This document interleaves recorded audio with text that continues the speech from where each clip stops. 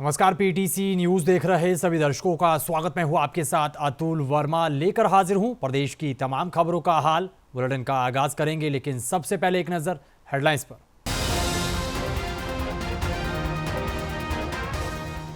करनाल नगर निगम ने स्वच्छता रैंकिंग में हासिल किया अग्रणी स्थान। सीएम सैनी ने मेयर, अधिकारियों और कर्मचारियों को दी बधाई। फरीदाबाद पुलिस ने अलग अलग जगह मुठभेड़ में 4 बदमाशों को किया गिरफ्तार। बदमाशों में वांटेड आरोपी कमल बढ़ाना समेत 2 बदमाश घायल। गोहाना में पेट्रोल पंप पर तेल डलवाने आए कार चालक की बदमाशी। 2600 का तेल डलवाकर मौके से फरार। सीसीटीवी में तस्वीरें कैद।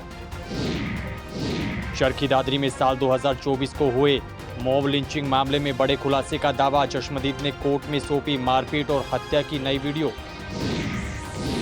और टोहाना में नगर परिषद की टीम ने अतिक्रमण हटाओ अभियान के तहत की कार्रवाई। दुकानदारों ने जताया विरोध, बाजार बंद करने की दी चेतावनी।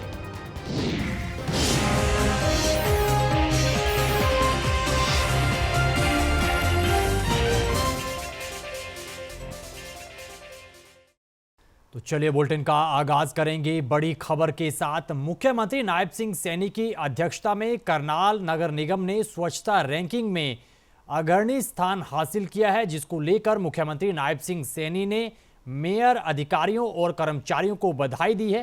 करनाल पहुंचे सीएम सैनी ने इस स्वच्छता शहर जोड़ी कार्यक्रम में 5 नगरपालिकाओं सीवन, इस्माइलाबाद, राजौंद, नारनौंद और कलांवाली के साथ जोड़ी बनाई है।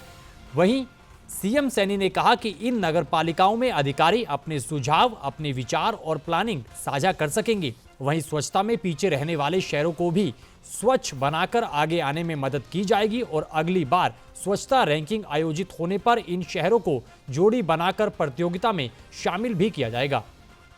देखिए, आज स्वच्छता को लेकर के हमारे केंद्रीय मंत्री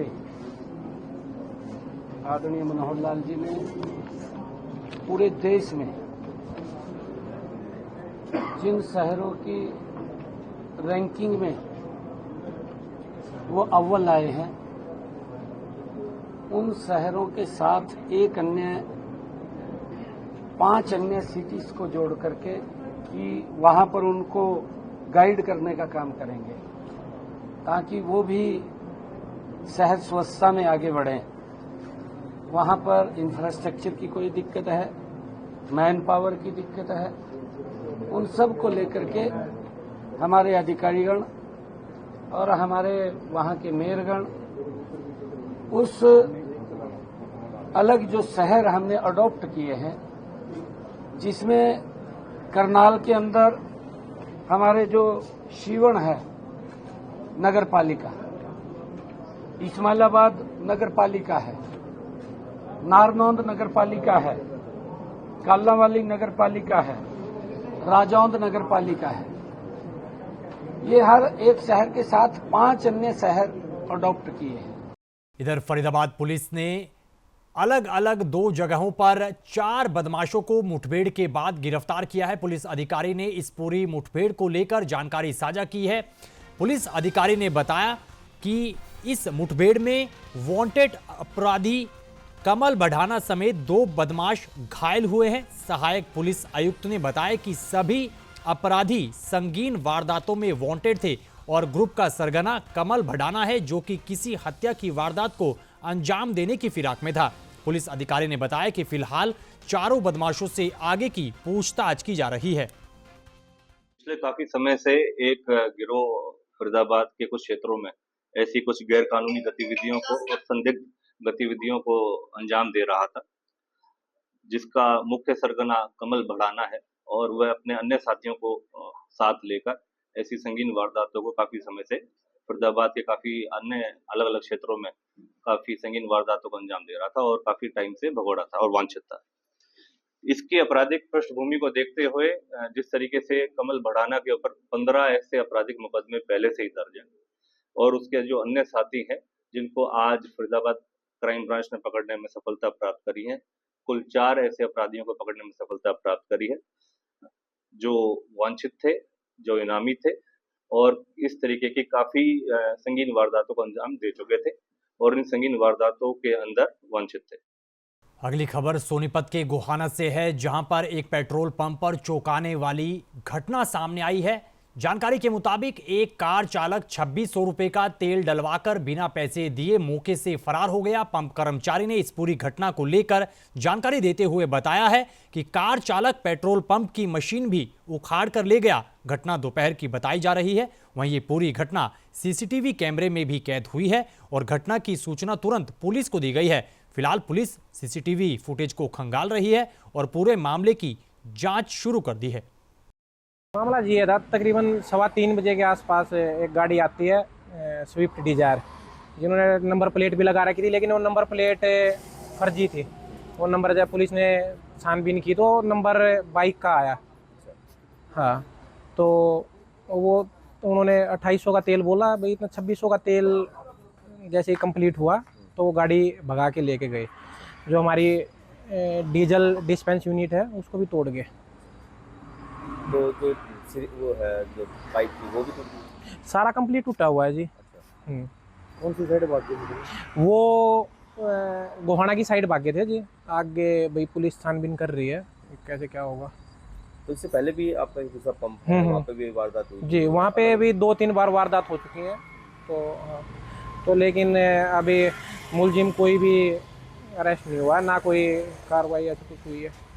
वो श्री राम फिलिंग स्टेशन है जी, उस पर भी 3 बार वारदात हो चुकी है। ये आज 3 बज करके एक स्विफ्ट डिज़ायर गाड़ी आई। उसने हमारे सेल्समैन को कहा कि 2800 रुपये का तेल डाल दो।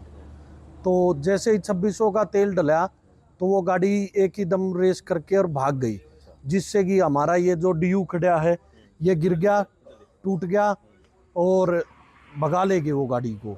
हम तो ये मानते हैं कि भाई आज तो बुरा हाल है, ये बिहार जैसे हालात यहाँ पैदा कर दिए हैं।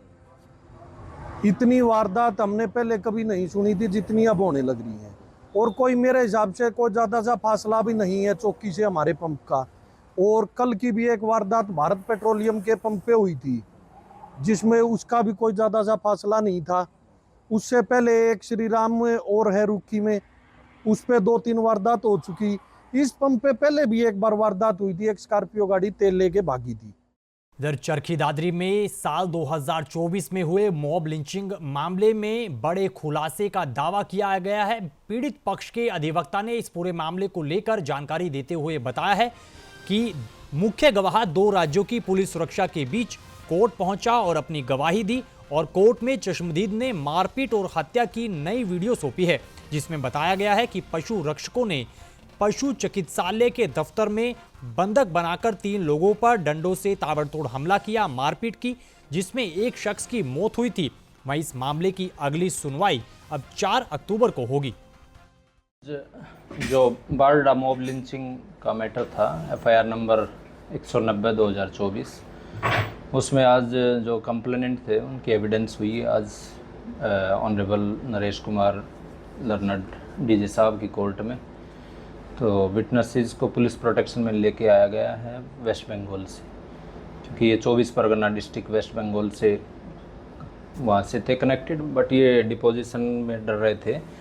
तो इनको यहाँ पे हमने पुलिस सुरक्षा के लिए हमने फाइल किया था, तो उसको ध्यान में रखते हुए इनको वेस्ट बंगाल से वेस्ट बंगाल पुलिस दिल्ली तक लेके आई। उसके बाद में हरियाणा पुलिस ने अपनी प्रोटेक्शन में लेके आज 11 बजे के करीब यहाँ पे पेश किया है। एविडेंस के दौरान इन्होंने अच्छी जो कहानी थी, प्रोसिक्यूशन की स्टोरी थी, उसको एग्जैक्टली कोरोबरेट किया है। जो इंसिडेंट की फुटेज थी, वीडियो, वो ऑनरेबल कोर्ट के सामने रखी है। खबरों में आगे बढ़ेंगे, अगली खबर का जिक्र करेंगे। टोहाना में नगर परिषद की टीम ने अतिक्रमण हटाओ अभियान के तहत कार्रवाई की है और शहर में जगह जगह पर अतिक्रमण को हटाते हुए जेसीबी मशीन के जरिए कई दुकानों के बाहर लगे बोर्ड तोड़े हैं। इधर दुकानदारों ने नगर परिषद की कार्रवाई का विरोध किया है और हंगामा बढ़ता देख नगर परिषद की टीम को वापस लौटना पड़ा है।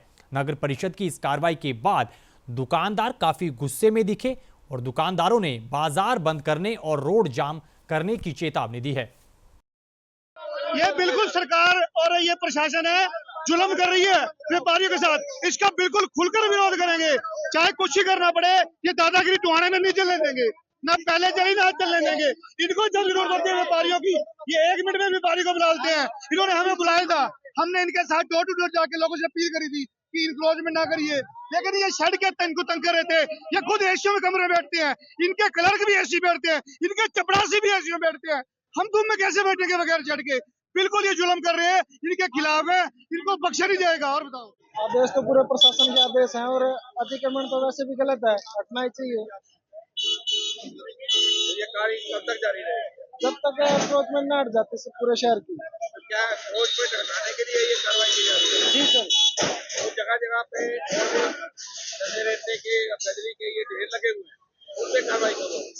उन पर भी कार्रवाई कर रहे हैं, आप देख नहीं रहे शायद। खबरों में आगे बढ़ेंगे, अगली खबर का जिक्र करेंगे। गुरुग्राम क्राइम ब्रांच और दिल्ली पुलिस ने संयुक्त रूप से कार्रवाई करते हुए 2 बदमाशों को धर दबोचा है। पुलिस अधिकारी ने जानकारी देते हुए बताया है कि दोनों ही बदमाश वांटेड थे। नजफगढ़ में हुए डबल मर्डर केस के गवाह की हत्या के मामले में वांछित दोनों बदमाशों को मुठभेड़ के बाद काबू कर लिया गया है। मुठभेड़ में दोनों आरोपियों के पैरों में गोली लगी है, जबकि दिल्ली पुलिस के सब इंस्पेक्टर के हाथ में भी गोली लगी है। सभी को इलाज के लिए अस्पताल ले जाया गया है। उन्होंने बताया कि दोनों बदमाशों पर पुलिस ने 50-50 हजार रुपए का इनाम घोषित किया था। इस मामले में गुरुग्राम पुलिस के पास एक इन्फॉर्मेशन थी कि दिल्ली के हत्याकांड में 2 वांछित आरोपी हैं जो गुरुग्राम में किसी घटना को अंजाम देने की फिराक में है। तो इसमें दिल्ली पुलिस की टीम के साथ में गुरुग्राम पुलिस लगातार कोऑर्डिनेट कर रही थी। तो गुरुग्राम पुलिस की क्राइम ब्रांच सेक्टर 40 और दिल्ली पुलिस की टीम के द्वारा एक जॉइंट ऑपरेशन इस मामले में किया गया था। ये दोनों एक्यूज एक बाइक से उस एरिया में देखे गए थे। तो इनको जब नाके पर रुकवाने की कोशिश की गई तो इनके द्वारा भागने की कोशिश की गई और पुलिस पार्टी के ऊपर फायर किया गया। पुलिस टीम के द्वारा इनको सरेंडर करने के लिए वार्निंग दी गई, तो वार्निंग फायर भी पुलिस के द्वारा किए गए थे। ये लोग नहीं रुके और इनके द्वारा लगातार फायरिंग है वो पुलिस के ऊपर की जाती रही। पुलिस के द्वारा इस मामले में जवाबी कार्रवाई की गई और जवाबी कार्रवाई के दौरान फायरिंग के दौरान दोनों ही एक्यूज को एक गोली इनके पैरों में लगी है। दोनों को घायल अवस्था में सरकारी हॉस्पिटल में पुलिस के द्वारा एडमिट कराया गया। इस पूरे घटनाक्रम में दिल्ली पुलिस के एक सब इंस्पेक्टर की बाजू में गोली लगी है, जिससे कि वो घायल हो गए थे, तो उनको भी पुलिस के द्वारा हॉस्पिटलाइज कराया गया था। कुल मिलाकर के स्पॉट पर 13 राउंड इस मामले में फायर हुए थे। इधर हरियाणा अध्यापक पात्रता परीक्षा का रिजल्ट जारी करने में काफी देरी हो रही है। जानकारी के मुताबिक बोर्ड प्रशासन ने 1 महीने के अंदर रिजल्ट जारी करने का दावा किया था, लेकिन अब तक रिजल्ट जारी नहीं हो पाया है। वहीं रिजल्ट जारी करने को लेकर काफी मांग उठाई जा रही है। इधर हरियाणा विद्यालय शिक्षा बोर्ड के चेयरमैन ने हरियाणा अध्यापक पात्रता परीक्षा के रिजल्ट देरी के 2 मुख्य कारण बताए हैं। हालांकि उन्होंने अक्टूबर के पहले हफ्ते में रिजल्ट जारी होने की बात कही है। हाँ, आपका क्वेश्चन बिल्कुल सही है। काफ़ी बहुप्रतीक्षित हम कह सकते हैं स्टेट का रिजल्ट हो चुका है।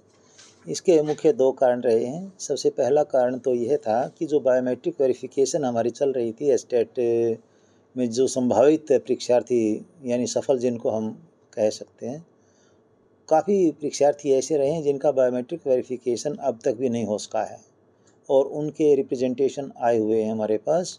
जैसे ही हमें कंसर्न फर्म से इसके बारे में एक डेट फिक्स करने की थोड़ी वो मिल जाएगी, सहमति मिल जाएगी, तब उसके बाद हम स्टेट का रिजल्ट डिक्लेयर करने जा रहे हैं।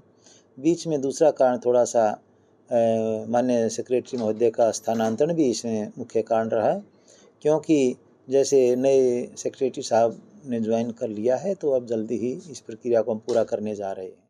खबरों में आगे बढ़ेंगे, अगली खबर का जिक्र करेंगे। कुरुक्षेत्र में गीता ज्ञान संस्थानम में संपूर्ण रामायण का मंचन किया जा रहा है, जिसमें पहले दिन राम जन्मोत्सव के अलावा शिव पार्वती के संवाद के साथ अन्य तस्वीरें साझा की जा रही हैं। तमाम चीजों को लेकर मंचन किया जा रहा है और इस कार्यक्रम में थानेसर से कांग्रेस विधायक अशोक अरोड़ा के अलावा स्वामी ज्ञानानंद महाराज मौजूद रहे हैं। इसके अलावा दिल्ली एनसीआर स्कूल और गुरुकुल के छात्रों ने बेहतरीन कलाकारी के साथ किरदार निभाया है और दर्शकों का दिल जीता है, जिसकी सभी ने सराहना भी की है।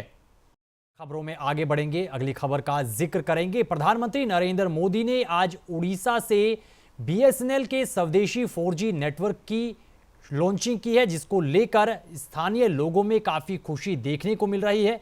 अंबाला के लोगों ने इस लॉन्चिंग को लेकर खुशी जाहिर की है और पीएम मोदी का आभार जताया है। इस दौरान स्थानीय लोगों ने फिर से बीएसएनएल के नेटवर्क के साथ जुड़ने की बात कही है। लोगों ने कहा कि बीएसएनएल नेटवर्क इस्तेमाल करने से देश का पैसा देश में ही रहेगा, जो कि काफी अच्छी बात है। वहीं लोगों ने बीएसएनएल के स्वदेशी 4G नेटवर्क लॉन्च पर पीएम मोदी की सराहना भी की है।